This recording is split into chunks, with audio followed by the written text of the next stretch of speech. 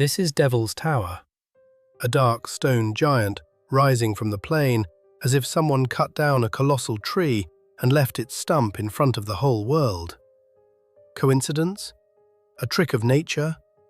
Or a trace of a past that we are usually told about in dry, careful, and very convenient words? Look at its shape. A flat top, a massive base, vertical columns that look like the fibers of a monstrous trunk. And this is where the story becomes truly strange. Ancient peoples spoke of world trees connecting earth and sky.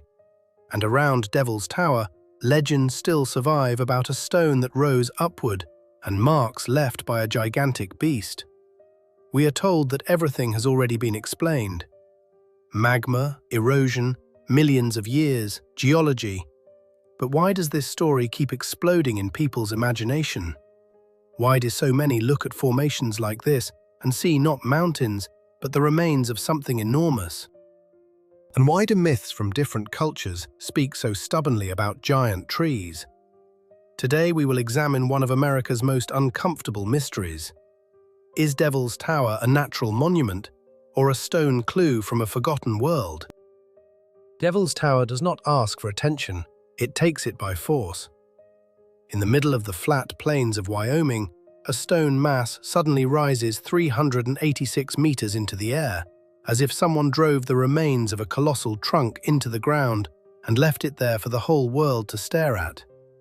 From its own base, it climbs roughly 264 meters upward, and that alone is enough to make the surrounding landscape look small, empty, and almost powerless beside this grim monolith.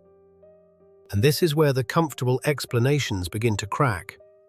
This rock does not look like an ordinary mountain. It does not look like a random chunk of stone, not like a rough cliff, not like a chaotic result of ancient natural forces. It stands upright, heavy, defiant, like a gigantic stump cut down by one terrifying blow. This applies to the first visual shock. Devil's Tower is striking not only because of its height, but because of its shape. A person does not simply see stone here. He sees a strange structure that pushes the mind toward a forbidden comparison. This looks less like a rock and more like the remains of something once alive, enormous and long vanished. The main detail is the vertical columns. They stretch from bottom to top like giant grooves, like stone fibers, like the traces of a wooden structure enlarged to a monstrous scale. Some of these columns are more than 2 meters in diameter. 2 meters! These are not thin cracks in a cliff, not a small web of weathered stone, but massive vertical ribs that make the tower look like the frozen trunk of an ancient giant. Official explanations may sound as confident as they want, but the eye keeps returning to the same problem. Why does this form so convincingly resemble a cut tree? Why do its walls not break into random ledges, but rise in almost regular vertical lines? Why does the surface itself look as if nature left behind not stone chaos, but a disturbingly organized pattern? This applies to the resemblance to wooden fibers. That is exactly what makes Devil's Tower such an irritating object for anyone who prefers simple answers. The word geology can be repeated 100 times. Dry terminology can be used as a shield. But the viewer still sees a shape that feels too familiar, something seen thousands of times before, only on a scale that does not fit the normal picture of the world. And the longer you look at this mass, the harder it becomes to shake off the feeling that this is not merely a tourist attraction. It is a stone challenge. Silent, heavy, almost insolent. It seems to ask, are you sure you know the past of the earth? Are you sure every trace of the ancient world has already been correctly labeled, sorted, and explained in textbooks? Devil's Tower stands like an accusation against a version of history that is too convenient. It does not shout, it does not argue, it does not prove anything directly. It is enough simply to look at it. The flat top, the powerful base, the vertical columns, the stone surface that resembles the fibers of an impossible trunk. And after that, one question becomes very hard to ignore. If this is only a rock, why does it look as if it was once something far greater? Local tribes did not look at Devil's Tower as a pretty stone decoration for tourists. For them, it was a place of power, a place of unease, a place where the earth seemed to rise toward the sky and hold the memory of something enormous. And here the uncomfortable part begins. Long before geological handbooks, long before tourist brochures, long before dry academic explanations, this monolith already had its own story. The Kiowa people told a legend about 7 sisters chased by a giant bear. Not an ordinary animal from the forest, not a random predator from a hunting tale, but a monster of such scale that its claws supposedly left marks on the rock itself. The girls tried to escape and climbed onto a small stone. They prayed, asked for protection, and then the stone began to grow. This applies to the very core of the legend. The stone did not merely become taller, it lifted the girls above the ground, tore them away from the giant beast, and carried them higher and higher toward the sky. The bear rushed after them, clawed the surface, left deep grooves, and struck the growing stone wall with its claws. And according to the Kiowa tradition, those vertical marks are still visible today on Devil's Tower. At the end of the legend, the 7 sisters reached the sky and became the stars of the Pleiades. Beautiful? Yes, but it is strangely convenient that this beautiful story is tied so precisely to the real shape of the rock. The grooves on the tower really do run vertically. The monolith really does look as if enormous claws once tore across it. So the question appears, is this only a poetic explanation of nature, or an ancient attempt to describe an event whose meaning we have already lost?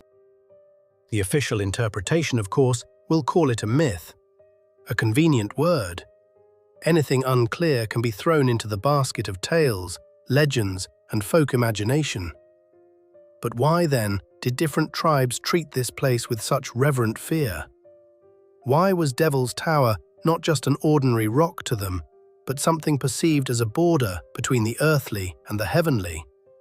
This applies to the sacred status of the place. For Indigenous peoples, the tower was not a stone curiosity, but a living point of memory. People did not merely look at its vertical walls, they sensed the presence of something ancient, heavy, almost forbidden.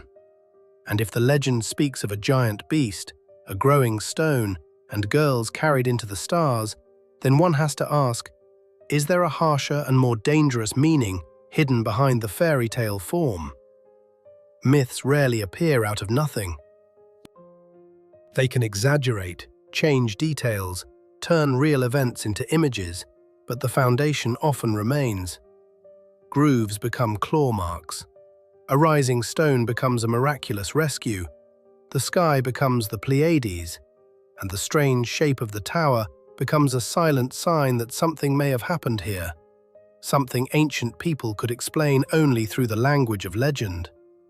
And at this point, the Kiowa legend stops being just a beautiful fireside tale. It becomes a suspicious document of memory, written not in letters but in images. The giant bear, the growing stone, the 7 sisters, the stars, the vertical scars on the monolith. Too many details gather in one place. So what are we looking at? An ancient myth for children, or an encrypted account of a reality that later science hurried to call impossible? But what if something greater is hidden behind this legend? Then came a theory that made some people laugh with irritation, while others began to question everything they had been told about Earth's past. What if Devil's Tower is not merely a volcanic remnant, not a random stone mass, not a convenient picture from a geology textbook, but the remains of an enormous tree? Not a metaphor, not a beautiful legend, but a real gigantic stump that survived ages, catastrophes, and total oblivion. In recent years, this hypothesis has become a real thorn in the side of the calm official version. Supporters of alternative history claim that there are mountains and plateaus all over the world that look far too suspicious. flat tops, massive bases, vertical walls, strange column-like structures. All of this, in their view, resembles not ordinary rock formations, but the remains of ancient trees of unimaginable size. This applies to the most radical part of the theory. According to this version, millions of years ago, and in some claims only thousands of years ago, trees may have existed on Earth that were not tens of meters tall, but kilometers high. Imagine not a forest, but a stone empire of living towers, beside which modern sequoias would look like shrubs. Devil's Tower became the main symbol of this idea precisely because it fits the image of a giant cut trunk too well. The vertical columns resemble wooden fibers. The upper platform looks like a cut surface. The base seems as if it once supported a mass rising far upward. And the louder official science says, coincidence, magma, erosion. The stronger the counter-question becomes, are there not too many coincidences here? On the internet, this theory spread like fire. People compared Devil's Tower with petrified wood, posted diagrams, enlarged photographs, argued about proportions and the shape of the columns. For some, it became a ridiculous fantasy. For others, it became the first hint that the planet's past may have been far stranger than we were allowed to think. In 2017, the story took a new and almost scandalous turn. Reports began spreading online, claiming that a gigantic system had supposedly been found beneath Devil's Tower, resembling the roots of an ancient tree. Not small branches, not random cracks in the rock, but an entire underground structure, which, according to the authors of this version, went 6 to 7 kilometers deep and stretched more than 13 kilometers wide. This was the moment when the debate stopped being a quiet conversation among mystery enthusiasts. The internet exploded. Some saw these reports as the sensation of the century. Others saw them as another beautiful legend for a trusting public. But one fact remains. The very idea of roots beneath the tower hit a nerve. Because if the shape above looks like a gigantic stump and the structure below supposedly looks like a root system, the question becomes dangerous. Does this picture fit together a little too perfectly? This applies to the viral version that spread across social media. People posted diagrams, argued about depth, compared photographs, and placed images of the tower next to drawings of tree trunks. Some said, "This is the proof." Others demanded official documents, the names of researchers, drilling results, and proper scientific reports. But the noise had already begun, and it was impossible to stop. The most striking detail was the number, 6 to 7 kilometers downward. For an ordinary tree, that sounds absurd. But for supporters of the ancient giant tree hypothesis, exactly this kind of scale seemed logical. If the trunk could rise for kilometers, then the root system would also have to be monstrous. Not a garden root, not the root of a sequoia, but an underground network on a planetary scale. This applies to the main emotional blow of the story. People were shown not just a strange rock, but the possible anatomy of a vanished giant. Above, a cut trunk. Below, roots. Around it, legends. And between them, the uncomfortable silence of official structures. Could such a plot fail to go viral?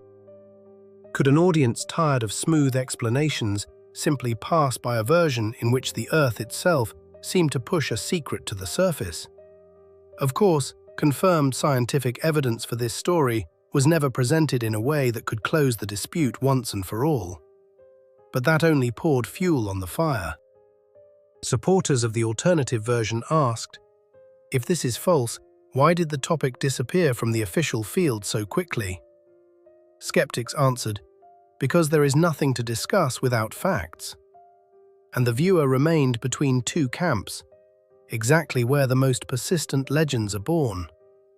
That is how Devil's Tower turned from a geological object into a symbol of a much larger suspicion.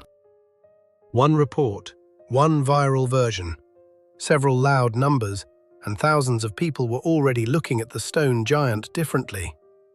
Not as a landmark, not as a climbing destination, but as possible evidence that forms of life may have existed in Earth's past, whose scale now feels almost like a forbidden thought.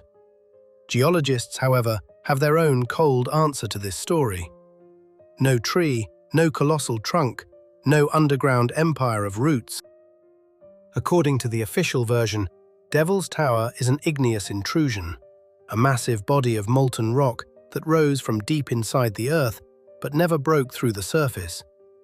Around 40 to 50 million years ago, magma pushed into sedimentary layers, cooled underground, and became a stone core, later exposed by erosion. It sounds calm, almost sterile. Magma rose, cooled, the softer rocks around it were washed away by water and wind, and the hard monolith remained standing in the plain. Everything is convenient, everything is neatly arranged, everything seems to close the case. But does this dry scheme really cancel the fact that the object looks like a rough stone challenge to everything we are used to believing? This applies to the official explanation of the tower's origin. Geologists say this is not the remnant of a tree, but solid igneous rock that took millions of years to be freed from the surrounding layers. Sedimentary rocks once covered the tower, and later they disappeared, as if a curtain had been pulled away from an ancient stage. What remained on the surface was the heavy center, the very monolith that still irritates the eye with its shape. The version about the vertical columns is especially important. According to specialists, these long stone ribs did not appear because of wooden fibers, but because of the cooling and contraction of magma. As the hot mass cooled, it cracked along regular lines. That is how columnar jointing appeared, a phenomenon known in other parts of the world as well, including the famous Giant's Causeway in Northern Ireland. But here another uncomfortable question appears. Why does the explanation sound logical, while the appearance of the tower still disturbs the imagination? Why do the vertical columns, which geologists call the result of cooling, look to the ordinary eye like the fibers of a monstrous trunk? Why did nature supposedly create by chance a form that is so easy to mistake for the trace of a gigantic organism? This applies to the conflict between fact and impression. Science relies on rock composition, microscopes, samples, and dating methods. It states that petrified wood has a cellular structure, and nothing like that has been found in the rocks of Devil's Tower. What is found there is crystalline igneous structure, not traces of wooden cells. Geologists also point to the scale of erosion. According to their estimates, enormous layers of rock and sediment have been removed since the tower formed. Some plateaus on the opposite side of the valley are even higher than the top of the tower, showing that the whole area may once have been covered by layers that gradually vanished. What now looks like a lonely stump in the plain is, according to official science, the exposed core of an ancient magmatic structure. And yet this version does not destroy the intrigue completely. It explains the material, the process, the age, the cracks, and the rock. But it does not cancel the visual blow received by anyone seeing Devil's Tower for the first time. Official science says, this is geology. The shape itself seems to answer, look more closely, there may be more here than you are allowed to see at first glance. But alternative researchers are not ready to silently nod along with the official version. Their main argument is blunt and simple. Devil's Tower looks too much like a stump for this resemblance to be dismissed as pure coincidence. The flat top, the heavy widening base, the vertical stone fibers, the almost regular columns, all of this, in their view, looks less like a whim of magma and more like the remains of a colossal trunk. They ask an uncomfortable question. Why can ordinary trees turn into stone, while giant ones supposedly could not? Petrified wood is recognized by science. Arizona has an entire petrified forest where ancient trunks became mineralized stone objects. So the principle itself is possible. then why is any discussion of larger forms immediately branded as fantasy? This applies to the central logic of the alternative version. If a small trunk can be preserved in stone, if the structure of wood can pass through mineralization, if nature can turn organic matter into solid rock, then why does the idea of a gigantic petrified tree cause such irritation? Only because the scale is inconvenient? Only because it breaks the familiar picture of the past? Supporters of this version also point to other objects. Table Mountain in South Africa, Mount Roraima in Venezuela, Uluru in Australia. All these formations look as if nature left behind a whole collection of strange cuts across the world. Each object has its official explanation. But is it not suspicious that similar silhouettes appear again and again in different parts of the planet? A flat top, a massive base, walls resembling the gigantic remains of something cut down. The position of those who claim that modern science judges the past by the conditions of the present sounds especially sharp. We are told that a tree kilometers high is impossible. But that statement is based on today's gravity, today's atmospheric pressure, today's biology, and today's chemistry of life. What if the ancient Earth was different? What if the pressure was higher, the atmosphere had another composition, and living structures had a completely different strength? This applies to the most dangerous question for the official picture. What if we are comparing an unknown ancient world with modern conditions and declaring everything that does not fit into them impossible in advance? After all, gigantic forms of life did exist in the past. Huge plants of the Carboniferous period, large insects, ancient organisms whose sizes seem almost unbelievable today. So why should the very idea of a larger plant system be forbidden? Alternative researchers press exactly on this contradiction.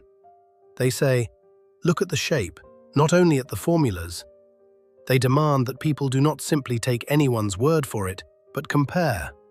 Vertical columns like fibers, the summit like a cut surface, the base like a root zone.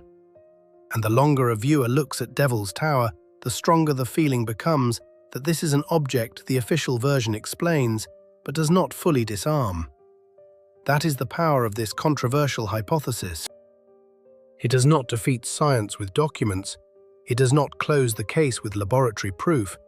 It does not present an undeniable sample of wooden cells. But it strikes at the weakest point, the visual coincidence that is impossible to throw out of the mind. Because sometimes a single shape works more powerfully than a dozen calm explanations. But this story has an even sharper turn, the hypothesis of the so-called Silicon Era.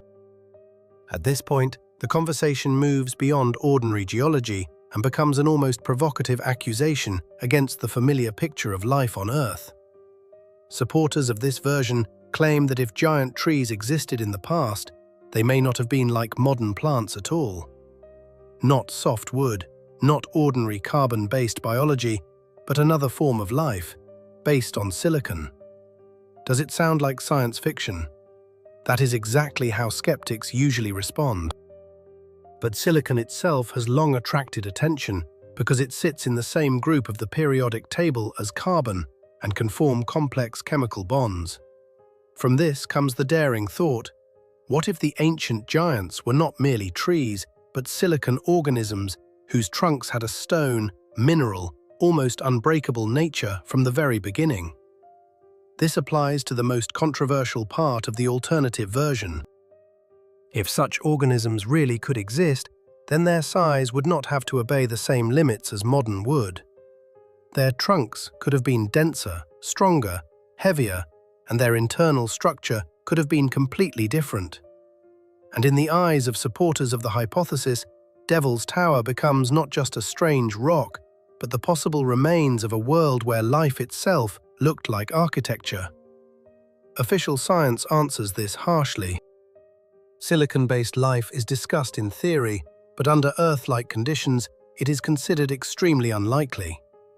Carbon is far more flexible in the chemistry of life. It builds complex molecules, proteins, chains, and structures more easily.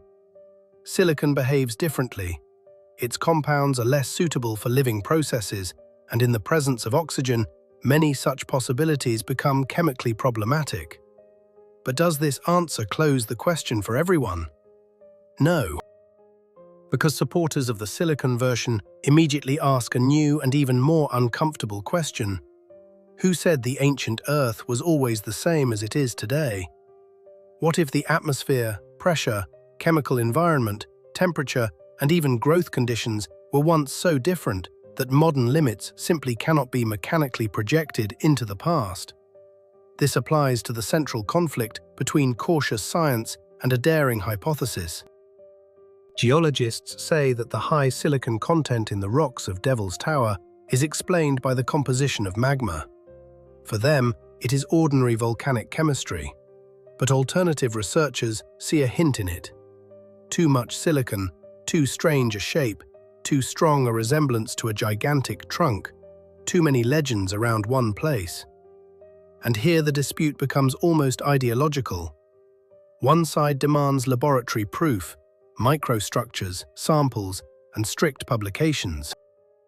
The other answers that, if we only look where official methods allow us to look, we may miss the largest trace of an ancient world standing right in front of us. Has the history of science not seen cases where the impossible was first mocked and later had to be taken seriously? The Silicon era remains the boldest, most explosive, and most vulnerable part of the entire version. It is not proven, it is controversial, it irritates specialists. But that is exactly why it attracts attention. It contains a forbidden scale. If Devil's Tower is not merely igneous rock, but a trace of silicon life, then we are not looking at a geological landmark, but at a fragment of an alien biosphere that may have existed on Earth before the world we know. And at this point, Devil's Tower stops being only an American mystery. Because once we open the ancient myths of different peoples, the picture becomes far more disturbing. Almost every major culture contains the image of a gigantic tree connecting the earth, the sky, and the hidden lower realms. Too similar an image, too stubborn a repetition, too strange a coincidence for civilizations that lived on different continents and often could not have known about one another. Official thought quickly finds a convenient answer. It is a symbol. A tree, they say, naturally fits the explanation of the world. The roots go downward, the trunk stands in the middle, the branches rise upward. Beautiful, clear, safe.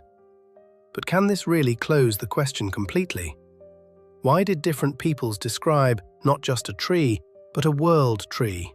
Enormous, sacred, living, connected with the sky, the lower realms, gods, spirits, and human fate. This applies to the main suspicion. We are not dealing with a single Kiowa legend and not merely a local tale about a rock in Wyoming. We are dealing with a global motif that passes through the myths of Europe, Asia, America, and the Middle East. If one people speaks of a tree connecting worlds, it can be called imagination. But if dozens of cultures repeat a similar pattern, the question becomes uncomfortable. The Scandinavians spoke of Yggdrasil, a colossal ash tree holding an entire universe. For the Maya, the sacred ceiba connected the lower world, the world of humans, and the heavenly levels. In India, the cosmic tree, Ashvatha, grew with its roots upward and branches downward, like an inverted map of existence. The Bible presents the tree of life and the tree of knowledge. In Persian traditions, there is a tree at the center of a sacred sea, from which life spreads outward. And what is this? Just beautiful ancient poetry? Or fragments of memory about something that once truly stunned people by its scale? Why is the image of the tree almost always connected, not with an ordinary forest, but with the structure of the world itself? Why does it become an axis, a ladder, a bridge, a center, a living column between sky and earth? This applies to the most dangerous detail in the myths. Ancient peoples did not describe the world tree as a random decoration. They gave it a function. It held order, connected levels of reality, gave knowledge, protected, nourished, and opened a path upward or downward. In other words, the tree was not merely a plant, but a gigantic system around which the picture of the world was built. Of course, the most convenient answer is to say, this is an archetype, a symbol, a metaphor. That is karma. That way, no unnecessary questions have to be asked. But why is this archetype so specific? Why do roots going into the depths, a trunk between worlds, branches near the sky, and beings living on different levels of the tree appear again and again? Why does the pattern repeat so persistently, as if humanity remembered the same ancient image in different languages? That is why the legends of world trees become not background material, but a key to the dispute over Devil's Tower. If the matter were only the strange shape of the monolith, it could be dismissed. But when an entire planetary tradition of stories about gigantic trees connecting earth and sky stands beside that shape, the question sounds different. What exactly did ancient people remember? A symbol, or the trace of a real world that later vanished from our memory? The Scandinavians did not simply invent a beautiful tree to decorate a myth. In their traditions, Yggdrasil looks like a real cosmic structure on which the entire order of existence rests. It is a colossal ash tree whose branches rise above the heavens, while its roots stretch into different realms of being. And here another irritating question appears.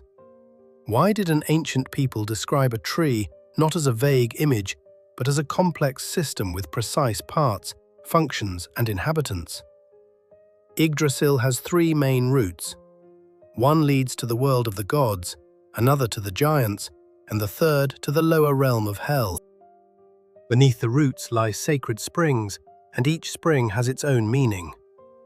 Near the well of Erd live the Norns, three mistresses of fate, who water the roots every day so that the world tree does not dry out. This applies to the most suspicious level of detail in the myth. We are not facing an abstract phrase like, a tree connects the worlds, but an entire scheme. Roots, springs, levels, beings, movement between the upper and lower realms. This description looks more like the structure of a gigantic living mechanism than a random tale. Would an ordinary metaphor really need such dense architecture? At the top of Yggdrasil sits an eagle, and between its eyes sits a hawk. A squirrel named Ratatoska runs along the trunk, carrying hostile words between the upper and lower worlds. At the roots hides the dragon Nidhogg, gnawing at the foundation of the tree, as if trying to destroy the very support of reality. 4 deer feed on the leaves and young shoots, while the tree itself keeps standing, damaged, besieged, but not broken. And here the myth begins to sound like an accusation against explanations that are too simple. We are told, it is a symbol. But symbols usually do not contain this level of technical density. Here we have a vertical axis, an upper level, a lower level, serving forces, destructive forces, a system of restoration, and a constant threat of collapse. That is far too much detail for an ordinary poetic picture. This applies to the role of Yggdrasil in the Norse image of the world. The tree does not merely grow somewhere in mythological space. It holds the connection between worlds, maintains order, absorbs damage, suffers from destruction, and still remains the central support of existence. Remove Yggdrasil from this picture, and the logic of the Norse universe itself begins to collapse. The prophecy of Ragnarok sounds especially harsh. When the old order falls, when the gods lose their power and the familiar world is shattered, Yggdrasil will tremble, but it will not vanish completely. In its shelter, 2 last people, Lif and Lifthrasir, will survive and become the beginning of a new humanity. So the world tree not only connects worlds, it preserves the seed of future life. Does this really look like a random fantasy of northern storytellers? Or are we looking at the memory of an ancient model of reality, where a gigantic tree was not decoration, but the main image of survival, connection, and renewal. When roots, heavens, springs, a dragon, a bird, fate, and a new human lineage all meet in one legend, dismissing it with the word symbol becomes too convenient. Yggdrasil looks less like an empty metaphor and more like an encrypted map of the world that later generations stopped reading literally.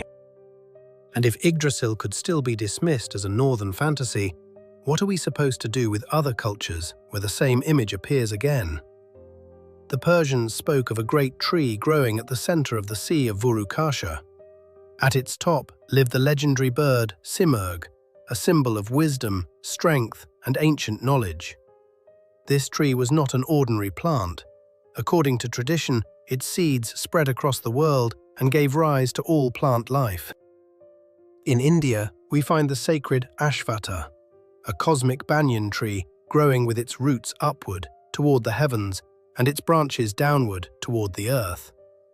What kind of strange inverted scheme is this? Why does the tree again become not part of a forest, but a model of the universe? In Indian tradition, it is connected not with ordinary nature, but with eternity, spiritual order, and the very foundation of existence. This applies to the chain of strange coincidences. Different lands, different languages, different gods, different eras, and yet again, a tree stands at the center of the world. Not a stone, not a mountain, not a river, but a tree. And every time, it connects the human being with something higher, hidden, and difficult to reach. Alongside Ashvatta stands Kalpavriksha, the wish-fulfilling tree. According to tradition, it appeared during the churning of the cosmic ocean by gods and demons. This is no longer merely a symbol of growth, but a source of power, wealth, and miraculous possibility. Once again, the tree receives an almost technical function. It gives, fulfills, opens, and connects. For the Maya, the center was the Seba. Its roots descended into the lower world. Its trunk passed through the realm of humans, and its crown reached the heavenly levels. This is not a random botanical detail, but a vertical map of reality. The young, thorn-covered branches of the Seba were seen as a ladder, along which spirits of the departed rose into other realms. This applies to the repeating structure of the world tree. Below lies the hidden depth. In the middle stands the human world. Above rises the heavenly sphere. And once again, we are not dealing with decoration in a myth, but with an axis along which forces, beings, souls, and knowledge move. In Chinese mythology, there is the tree of all seeds on the sacred mountain Kunlun. Through it, gods and shamans could travel between worlds, while the tree itself maintained the balance of cosmic forces. And even in the biblical tradition, we find the tree of knowledge and the tree of life, plants with forbidden, supernatural meaning, connecting humanity with divine order. How many coincidences are needed before we stop calling this simple fantasy? Persia, India, Mesoamerica, China, the Middle East. Everywhere the tree appears not merely as a plant, but as the center of connection between levels of the world. Perhaps it truly is a universal symbol, or perhaps humanity stubbornly repeated the same ancient image because it once saw something that later turned into myth. Anthropologists offer their own explanation, careful, reasonable, and at first glance almost flawless. They say the world tree is not a memory of real giants, but a universal pattern that human beings naturally draw from nature itself. Roots go downward into the dark depth. The trunk stands before the eyes in the human world. The branches rise toward the sky, where ancient cultures placed gods, spirits, and the higher order. It sounds convincing, almost too convincing. A tree really does look like a ready-made model of the universe. Lower, middle, upper. Hidden, visible, heavenly. And so official humanitarian thought quickly closes the question. No mystery, no ancient memory, no colossal past. only a symbol born from human imagination. This applies to the most convenient interpretation of myths. If the image of the world tree repeats among different peoples, then people simply looked at nature in the same way and explained the structure of reality in the same way. Beautiful, calm, safe. But here is the problem. Why is this symbol so detailed? Why do roots, levels, a trunk, an upper realm, a lower realm, birds above, and serpents or dragons below appear again and again? Carl Jung called such images archetypes of the collective unconscious. In his view, humanity carries shared symbols deep within the psyche, and they surface in myths, dreams, and religious stories. The world tree fits this scheme perfectly. It seems to be embedded in human consciousness in advance, regardless of language, era, or continent. But this is where the sharpest question begins. Where did the archetype itself come from? If it is common human experience, then what exactly was that experience? Did people simply see ordinary trees and invent heavenly columns? Or did some impression of something enormous remain deep inside ancient memory? Something later generations could describe only through myth. This applies to the dangerous border between symbol and recollection. Science says we are dealing with a metaphor. The alternative version asks, what if the metaphor grew out of real observation? A myth may not be a protocol or a report, but it often preserves the core of an event, only in images, exaggerations, and sacred formulas. And if dozens of cultures return again and again to the same image of a tree between sky and earth, then closing the subject with the word symbol is no longer so easy. Perhaps it really is the universal language of human consciousness. Or perhaps ancient people saw something that later became legend, then religious image, then archetype, and finally an uncomfortable question that modern science prefers to wave away. And this is where the theory of giant trees faces its heaviest opponent. Not geology, not archaeology, not even official institutions, but physics itself. Scientists answer harshly. A tree 1 kilometer high simply could not support itself under modern Earth conditions. Its trunk would be crushed by its own mass, and water would not be able to rise to the upper branches. Nature does not care for beautiful fantasies when they collide with pressure, weight, and gravity. Even the tallest trees on the planet, sequoias, do not reach kilometers into the sky. Their limit is roughly 115 meters, and even at that height, a real struggle for survival begins. Water barely reaches the top. The leaves must absorb moisture from fog, and the entire structure works at the edge of possibility. And if 115 meters is almost the ceiling for modern tree life, what can be said about a tree 1,000 meters high? This applies to the main scientific blow against the hypothesis. Biologists and physicists remind us, the taller the tree, the more brutal the load on the trunk. Mass increases, pressure increases, the risk of collapse increases.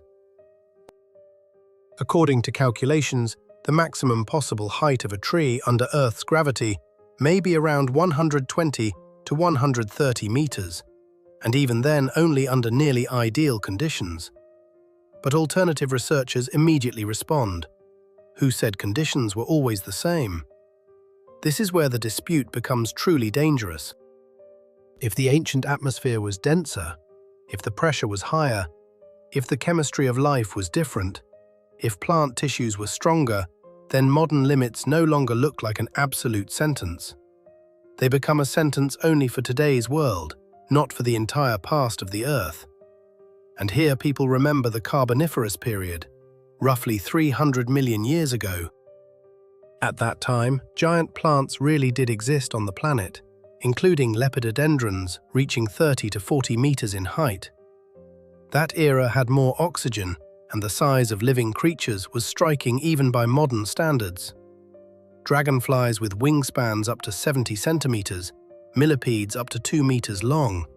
These are not campfire tales, but real paleontological data. This applies to the most uncomfortable counterargument. If nature already created eras in which living forms were larger than today's, why do we so confidently close the question of even stranger possibilities? Yes, a kilometer-high tree does not fit modern biology, but is the entire history of Earth required to obey only what we see outside the window today? Official science will say, even a different atmosphere does not cancel gravity, and that is a strong argument. But supporters of giant trees strike at another point. Perhaps the matter involved not ordinary wood, not modern tissues, and not familiar botany. Perhaps ancient structures grew slowly, were denser, stronger, and operated by laws we are not yet able to reconstruct from fragments. That is why the question refuses to disappear.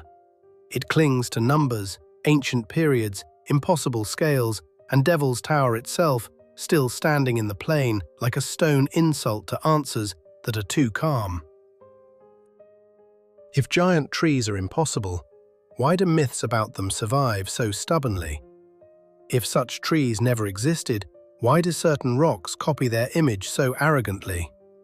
And if the ancient world was far stranger than the modern one, who today has the right to put a final period on it? If Devil's Tower were the only object of its kind on Earth, it could still be dismissed as a rare trick of nature. One strange monolith, one unusual shape, one local legend, and that would be the end of the matter. But the problem is that similar silhouettes appear all over the world, and this is where the theory of giant trees gains new force. Too many stone giants look as if they share the same forgotten signature. Mount Roraima in Venezuela is one of the loudest examples. It is a massive table mountain rising more than 2,800 meters high, with an almost flat summit and sheer walls. From above, it looks like a separate world cut off from the rest of the planet. Geologists explain Roraima through the erosion of ancient sedimentary rocks, but supporters of the alternative version see in it not just a mountain, but the gigantic remains of something cut down. This applies to the effect of the repeating form. When one object has a flat top and vertical walls, it can be called a coincidence. When there are many such objects, in different countries, on different continents, under different geological conditions, the question becomes much harsher. Why does nature again and again seem to draw the same scheme? A massive base, a level top, walls resembling the cut body of a colossal trunk. In South Africa stands Table Mountain, hanging over Cape Town. Its length is about 3 kilometers, and its summit is so flat that the mountain received its name precisely because of this disturbingly correct silhouette. Officially, it is the result of geological processes and long erosion. But for alternative researchers, it looks like another stone cut. Too neat, too massive, too similar to a fragment of an ancient structure. In Australia stands Uluru, or Ayers Rock, a monolith about 348 meters high. It rises from the plain like a gigantic red mass, as if pushed up from the earth. At the same time, a significant part of the formation continues below the surface, and this fact only pours fuel onto the dispute. If only part of the object is visible above ground, what is hidden below? This applies to the main provocation of the topic. Geologists give each object its own explanation. Erosion in one place, folded rocks in another, ancient intrusion somewhere else, sandstone and tectonics elsewhere. On paper, everything looks calm. But visually, the same disturbing motif appears again and again. A flat or rounded summit, almost vertical walls, and the strange feeling that we are looking not at a mountain, but at the fragment of something once alive or created. That is why supporters of the ancient giant tree theory do not stop with Devil's Tower. They collect a world map of similar objects and say, look wider. Roraima, Table Mountain, Uluru, Devil's Tower. Different names, different continents, different official explanations, but a visual impact that is too similar. does that not at least force doubt? Official science, of course, answers, a similar shape does not mean a common origin.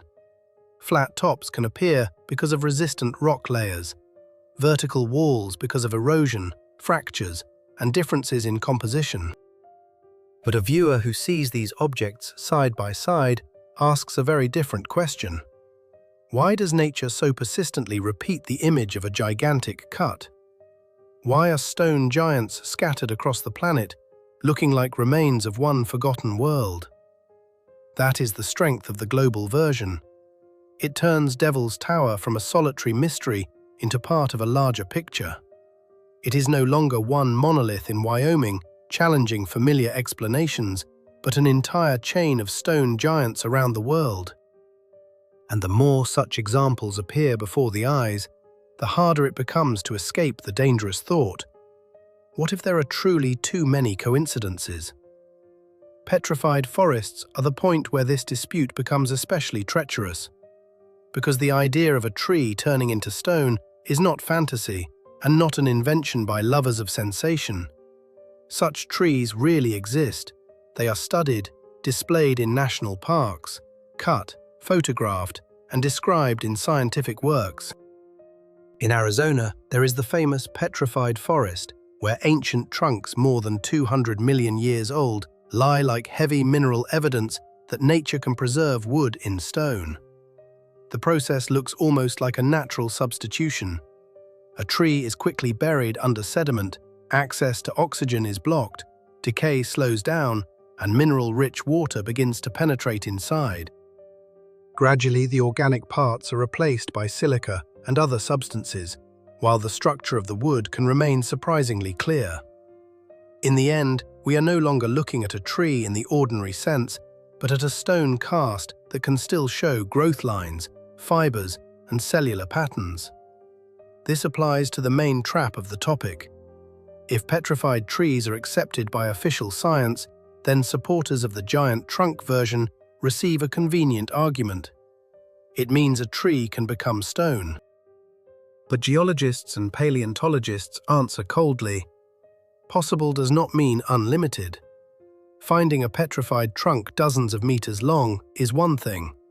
Declaring a mountain to be the remains of a tree kilometers high is something else entirely. In Arizona, the largest petrified trunks reach roughly 60 meters in length. That is impressive, but it is not hundreds of meters and certainly not kilometers. Science says that if trees of monstrous height had existed on Earth, they should have left behind not only suspicious rocks, but also more direct traces, cellular structure, root tissue, transitional forms, and mass findings that could not be hidden behind the convenient word erosion. This applies to the main difference between a fact and a tempting guess. Petrified wood under a microscope shows a specific internal pattern. Igneous rock shows a crystalline structure. And this is where the official version strikes sharply.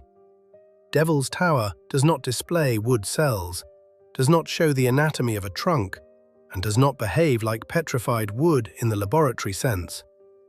But even this argument does not remove the irritating question completely. Ordinary petrified forests prove the mechanism itself. Living matter really can become stone. After that, the dispute moves to scale. Science says, gravity sets the limit. Wood cannot support itself. Water cannot rise that high. Giants are impossible. The alternative version answers, perhaps the issue was not ordinary wood and not ordinary conditions. That is why the block about petrified forests works like a harsh fork in the road. It does not prove that Devil's Tower was a tree, but it also prevents the idea of mineralized wood from being laughed away too easily. Trees did turn into stone. That is a fact. The only question is where recognized science ends and where the zone begins that official explanations prefer not to touch too loudly. The problem of dating is the very point where the calm scientific scheme begins to crack again under the pressure of uncomfortable questions. The official version confidently places the formation of Devil's Tower at roughly 40 to 50 million years ago. Igneous rock, sedimentary layers, erosion, geological tables. Everything looks solid, heavy, and almost indisputable. But it is the word almost that leaves room for the boldest version. Alternative researchers strike at the most sensitive point. What if the age of such objects is not as firmly established as we are told? What if the dating methods rest on assumptions that are presented to the public as an iron verdict? Radiometric methods, initial conditions, decay rates, the state of samples. All of this sounds strict, but for supporters of another picture of the past, there are too many closed doors here. This applies to the central conflict over time. If Devil's Tower is truly tens of millions of years old, then we are looking at an ancient geological formation, and the dispute about a gigantic tree remains almost in the realm of fantasy. But if the age is even partly open to doubt, if such structures could be much younger, then the entire story suddenly changes scale. Then we are no longer talking simply about a rock, but about a possible trace of a catastrophe that may have touched the very memory of humankind. The most explosive version sounds like this. Giant trees may have existed not millions of years ago, but only 10 to 15,000 years ago. And this is where the real intellectual provocation begins. If such colossal structures were still standing in an era close to the rise of developed cultures, then they may not have been merely a background of prehistoric nature, but part of a world that ancient people saw, feared, and perhaps even used. Then the version becomes even harsher.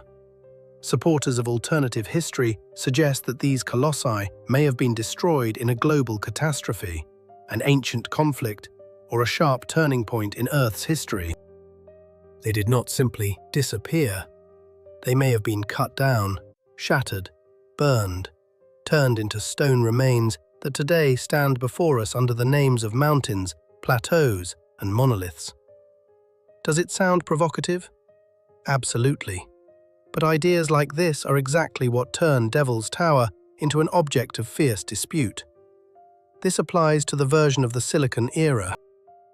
In its most radical form, Earth may once have been covered with gigantic silicon trees, while humanity, or its unknown predecessors, lived beside these colossi.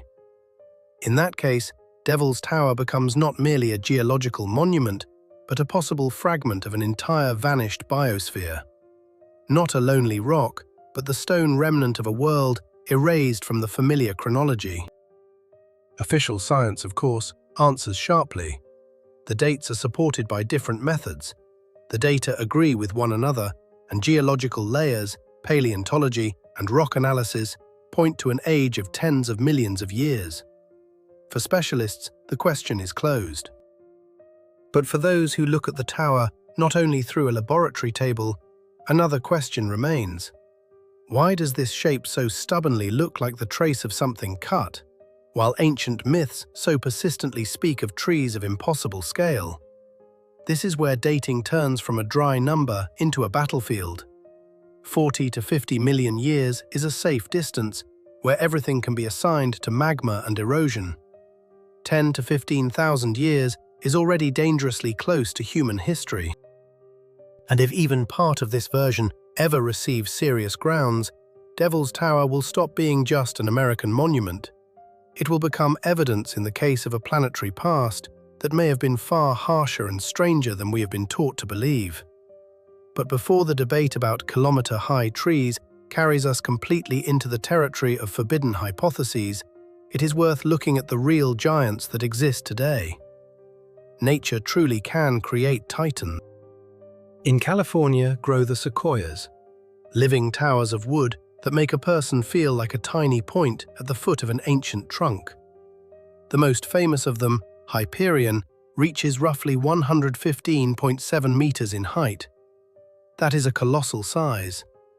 115 meters is the height of a modern skyscraper, only built not from concrete and steel, but from living tissue, roots, moisture, and slow growth. Hyperion's age is estimated at around 700 to 800 years. In other words, this tree was already standing while states changed, dynasties collapsed, old orders disappeared, and it simply kept reaching upward. This applies to the real limit of modern nature. A sequoia is not fantasy, not myth, and not a drawing on an ancient wall. It is a living organism that can be measured, studied, compared, and placed next to the hypothesis of giant trees. And the comparison is brutal.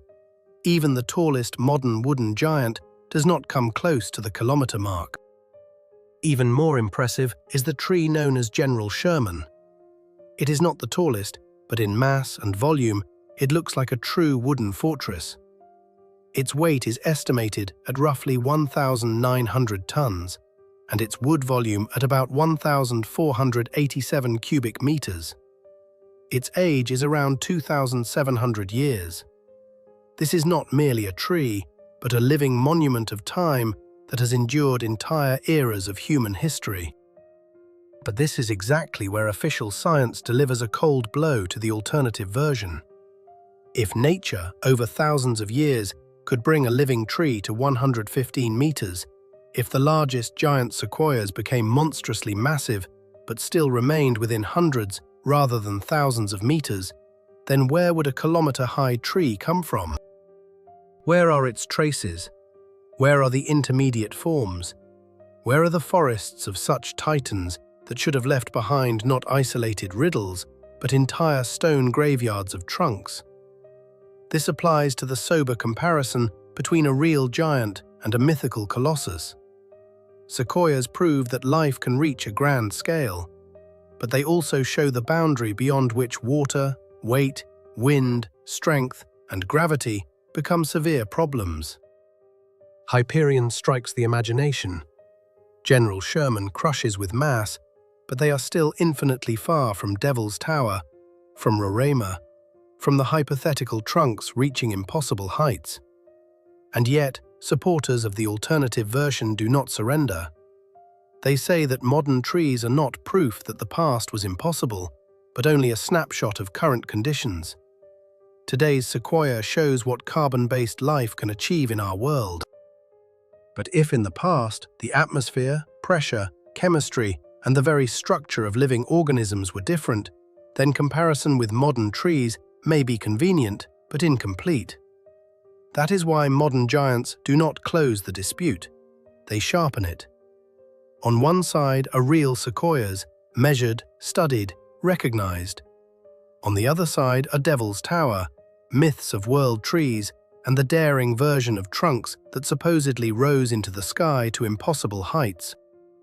And between them stands the main question: are we seeing the limit of nature, or only the limit of the world that exists now? For Indigenous peoples, Devil's Tower was never merely a stone mass that could be measured, photographed, and explained in a scientific article. For them, it is a place of power, a place of memory, a place where the earth seems to rise toward the sky. And here the noisy dispute about magma, giant trees, and ancient catastrophes suddenly takes on a different tone. Not everything in the world can be reduced to rock, formula, and dry dating. Representatives of the tribes connected with this place often say that the main question is not whether the tower was once a tree. The main point is that it has always been seen as a sacred point where a human being faces something larger than his own reason. For some, it is a geological monument. For others, it is a tourist attraction.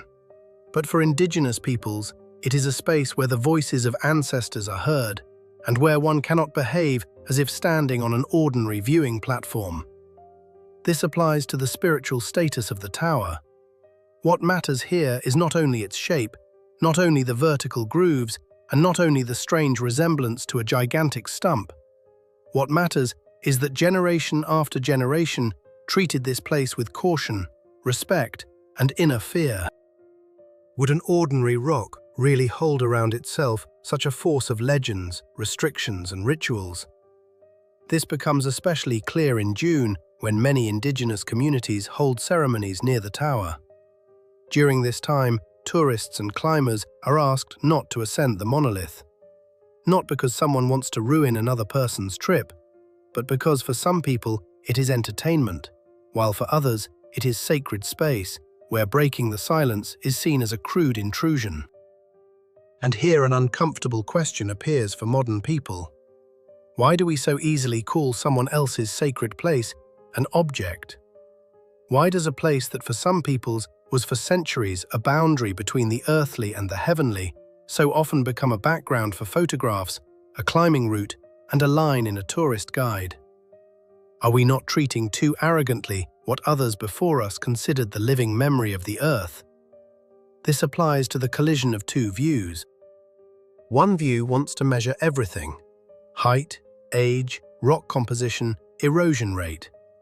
The other says that there are places that cannot be understood only with a ruler and a microscope. Devil's Tower is exactly such a place. It stands not only in the landscape of Wyoming, but also in the memory of peoples for whom stone can be testimony, boundary, and sign. Indigenous people do not demand that the viewer necessarily believe in a giant tree. They do not argue in the same way as online researchers and geologists. Their position is deeper and calmer. The tower matters not because it can win an argument, but because it connects a person with what came before him. With the earth, with the sky, with ancestors, with legends, with forces that modern language often simply does not know how to name. And this view makes the story even stronger. Because even if official science explains the composition of the rock, even if alternative versions remain disputed, the spiritual meaning of the tower will not disappear. It will still be a place where earth meets sky.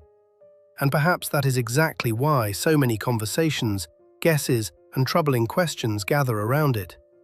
People feel that this is not merely a rock, but an object that has been holding someone else's ancient and heavy memory for far too long.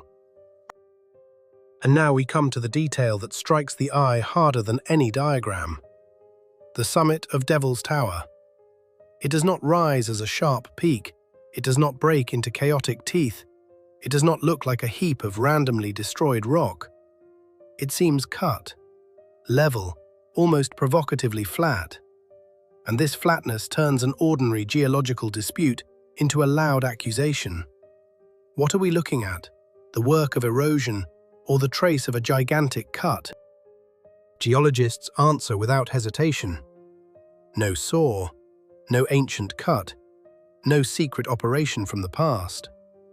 Magma cooled beneath the ground, formed a hard core, and later erosion removed the upper and side layers.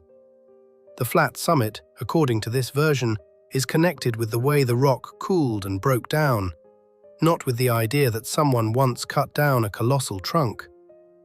This applies to the most visually powerful argument of the alternative version. A person does not need to read scientific reports to feel the strangeness of the shape.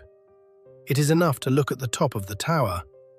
Before us is not chaos, but an almost geometric platform.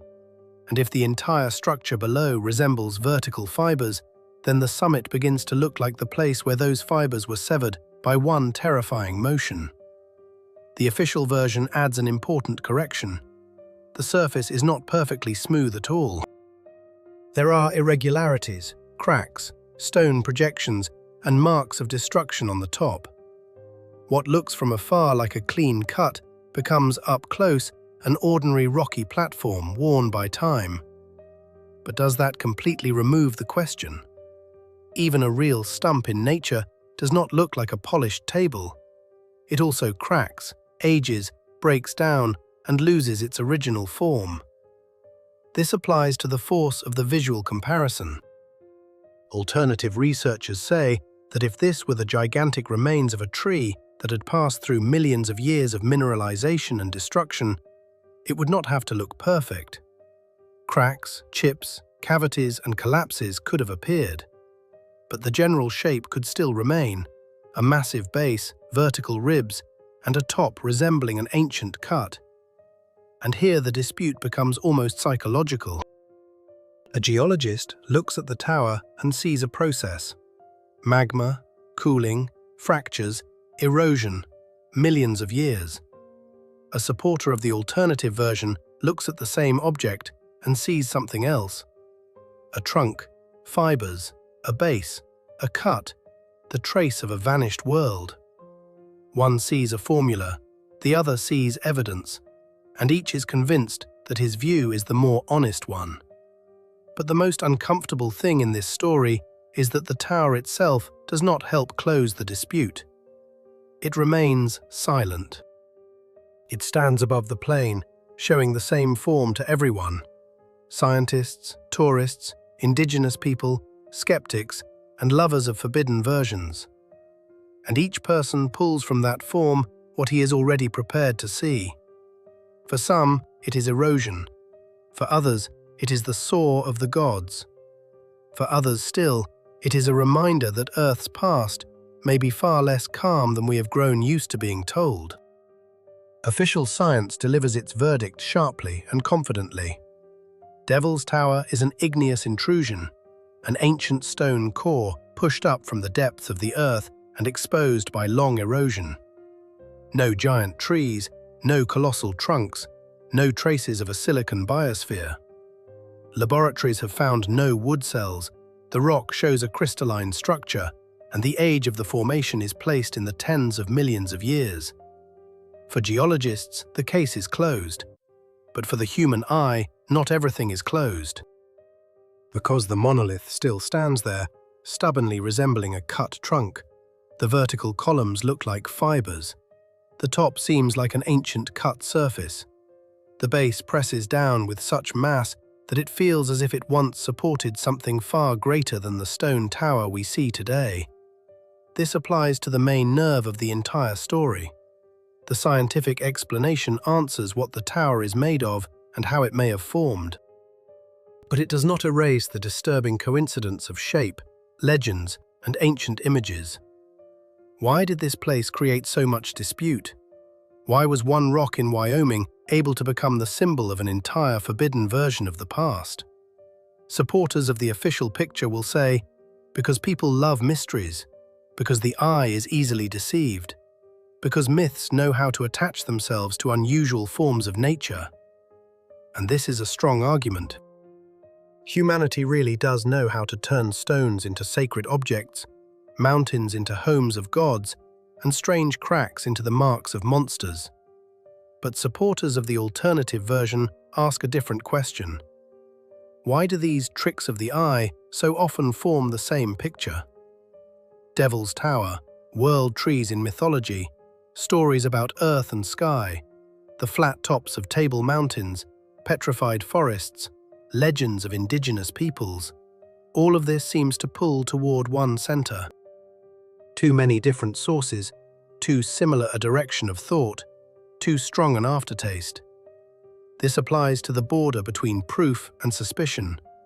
Proof demands samples, analyses, publications, and strict methodology. Suspicion is born differently, from form, from repeated myths, from strange coincidences, from the feeling that the official scheme explains much, but not everything. And on this border, Devil's Tower becomes not just a geological object, but a stone question placed before the entire familiar history of Earth. Perhaps geologists are completely right. Perhaps we are looking only at magma, cooling, cracks, millions of years, and the ruthless work of wind and water. Perhaps ancient legends of world trees are only an archetype, a convenient metaphor born from human consciousness. But then, why does this metaphor return so persistently among different peoples, as if someone again and again tried to describe the same forgotten image? Or perhaps our ancestors really did see a world we can no longer imagine without a mocking smile. Not necessarily forests of kilometer-high trees in the literal sense. Perhaps they saw other forms of life, other natural structures, other catastrophes, other traces of ancient Earth. Then facts became legends, legends became symbols, symbols became tales, and tales became what modern people too quickly call fantasy. This applies to the final choice of the viewer. One can accept the calm version. Devil's Tower is a rare and impressive geological formation. One can listen to the disturbing version. Before us may stand the remnant of something far older and stranger. Or one can leave the question open, because sometimes the most honest attitude toward a mystery is not a loud verdict, but a careful look. Devil's Tower continues to rise above the plains of Wyoming. For science, it is a textbook of stone history. For indigenous peoples, it is a sacred place of power. For alternative researchers, it is possible evidence of a forgotten world. And as long as this grim monolith stands beneath the sky, one question will return again and again. What if Earth's past was far more grand than we were allowed to imagine? Now write in the comments, what do you think about Devil's Tower? Is it just a natural formation that geologists have already explained, or are we looking at a trace of a past that we still know far too little about? If you found this interesting, leave a like. It helps the video move forward and shows that viewers really want topics like this. Subscribe to the channel if you want to see more investigations of uncomfortable facts, ancient mysteries, forgotten catastrophes, and strange traces of the past. And make sure to hit the bell so you do not miss new episodes. Because ahead of us are even louder questions, even stranger findings, and stories after which the familiar picture of the world no longer looks so calm.